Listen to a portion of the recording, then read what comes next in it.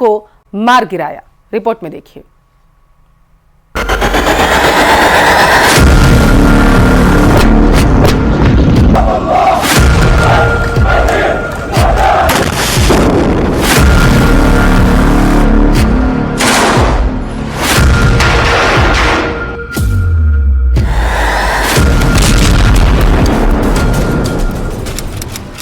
तारीख 20 जून, जगह उत्तरी गाजा।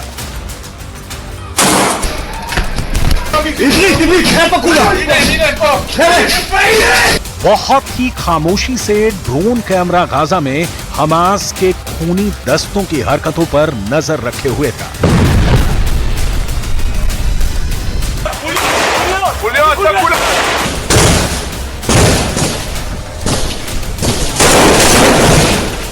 लेकिन हमास का यह हमलावर अपने सर पर नाच रही मौत से अनजान था। तभी एक जोरदार धमाका होता है और सब कुछ खत्म। उत्तरी गाजा में इस मिशन को अंजाम दिया इजरायल की डिफेंस फोर्स। मारा गया शख्स हमास का स्नाइपर था, जिसने 7 अक्टूबर को इजरायल पर हुए हमले के दौरान दक्षिणी इजरायल में घुसपैठ की और हमले किए, जिसमें सैकड़ों बेगुनाहों को अपनी जान गंवानी पड़ी थी।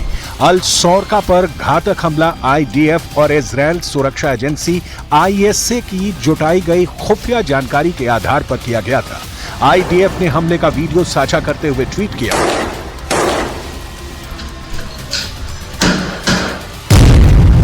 आईडीएफ के विमानों ने उत्तरी गाजा के बेत हनौन इलाके में हमास के आतंकवादी अहमद हसन सलामे अल सौरका को खत्म करने के लिए एक सटीक हमला किया। अल सौरका नुकबा फोर्सेस में एक स्क्वाड कमांडर था, जिसने 7 अक्टूबर के नरसंहार के दौरान दक्षिणी इजरायल में घुसपैठ की और हमले किए। हमास के हमलों में करीब 1200 लोगों को अपनी जान गंवानी पड़ी थी। अब इजरायल के ऑपरेशन का वीडियो देखने पर पता चलता है कि ये एक सटीक हवाई हमला था। इसके बाद हुए एक विस्फोट में हमास का ये स्नाइपर मारा गया। अल सौरका ने बीट हनौन के इलाके में स्नाइपर अटैक को अंजाम दिया था, जिसमें आम लोगों के साथ ही आईडीएफ सैनिकों पर हमास ने हमलों को अंजाम दिया था। इजरायल ने यह भी दावा किया कि ऑपरेशन के दौरान नागरिकों को होने वाले नुकसान को कम करने के लिए कई कदम उठाए गए और हमले में किसी भी नागरिक के घायल होने की सूचना नहीं है।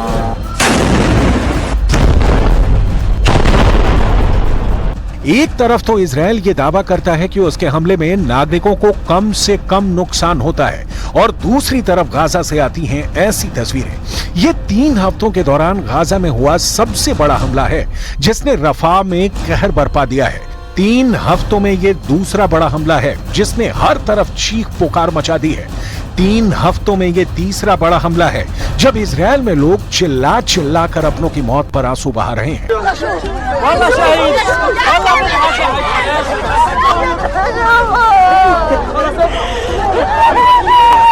ये आंसू, ये गुस्सा, ये बदहवासी का आलम इसलिए है क्योंकि जो लोग पिछले 3 हफ्तों में मारे गए हैं, उनका इजरायल हमास युद्ध से कुछ भी लेना देना नहीं है।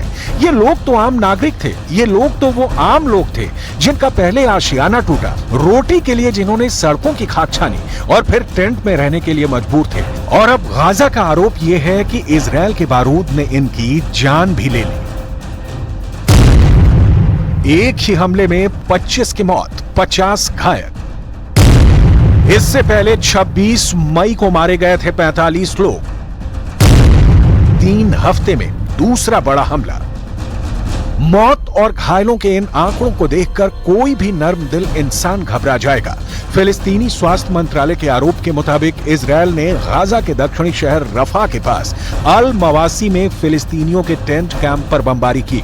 इस हमले में 25 लोगों के मारे जाने की खबर है, जबकि 50 लोग जिंदगी और मौत के बीच झूल रहे हैं। गाजा पर इजरायल का यह सबसे नया हमला है जिसमें इतने लोगों की मौत हुई है। जयपुर